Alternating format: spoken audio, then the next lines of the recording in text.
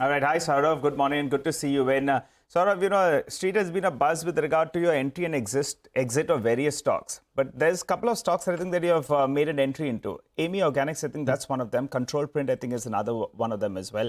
And we have some news flow this morning on AB Organics with regard to the lithium-ion battery, that what they've been talking about for a while. Tell us more about these two recent entries that you've made. So look, we've been researching Amy for 6 months or so. We held off buying because, given that we buy reasonably large chunks, we were finding it difficult to get a block. Thankfully, and this is entirely fortuitous, there was a block available around a month or so ago, and it was available at a very attractive price. So we got in, I think, around the 1050 odd level, or perhaps a little lower than that. We got in at an attractive price. Why did we get in? Amy Organics supplies intermediates to some of our larger pharma holdings. So, for example, Amy Organics supplies intermediates to Divi's Lab.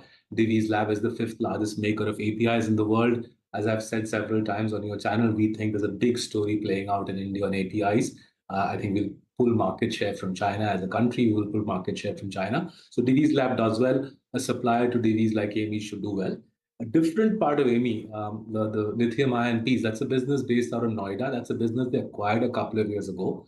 And looking at India's, import-export data, we figured out that this is a very high margin that Amy is involved in. Basically, they're supplying stuff into the ecosystem, going not just into EVs, but also into the semiconductor ecosystem. So we felt that for the price that we were paying for that block deal that took place a month ago, we were getting a credible supplier to Divi's Lab, and to some of the largest European pharma manufacturers, and a company which could play the semiconductor cycle and the EV cycle. So you're getting two for the price of one, and thus the entry into Amy Organics in our Little Champs portfolio.